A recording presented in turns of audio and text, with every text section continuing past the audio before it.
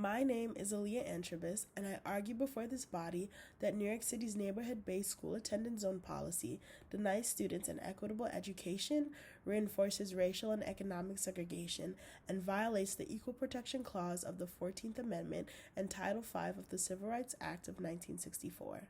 The city is widely known for having the most segregated school district in the United States. This is by design.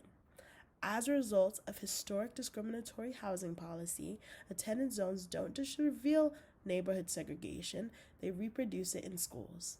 The harm of this policy are historically deep, financially staggering, and profoundly discriminatory.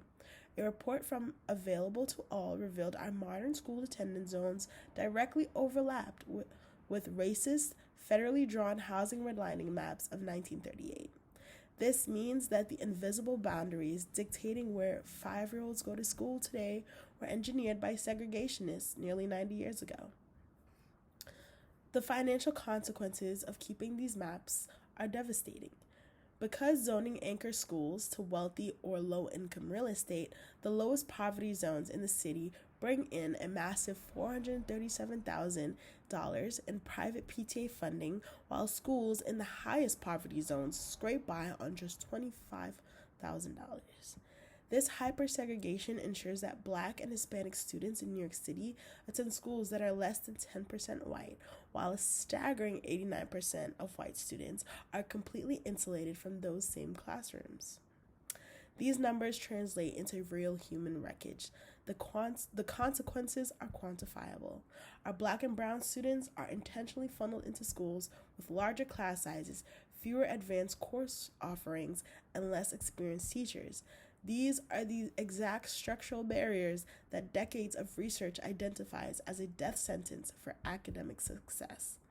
Defenders of the attendance zone policy have argued that segregation of the city's schools is merely an accidental byproduct of residential patterns that the city did not create.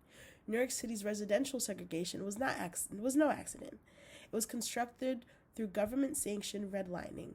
Furthermore, Hartvey Community School Board 21 already established that the city's own zoning was drawn with segregative intent.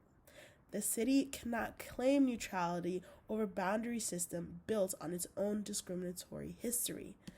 Defenders have also argued that families have made financial sacrifices, paying a premium to live in a zone with a strong school for their children, and should not be penalized for their decision. To them, rezoning can feel like a penalty for that investment.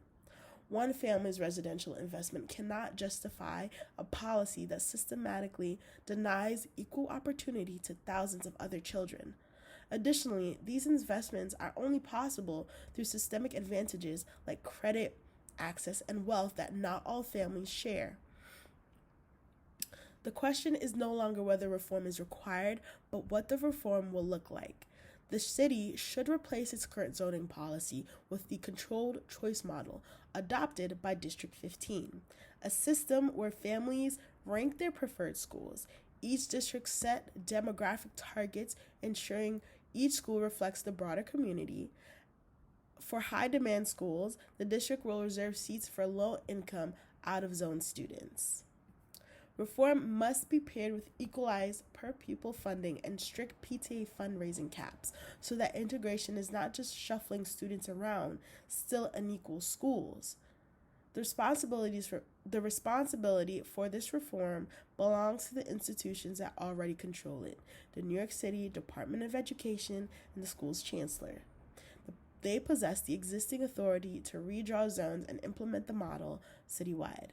The mayor must fund resource equalization, and the city council must codify integration benchmarks into law. The city drew the lines that divided its schools.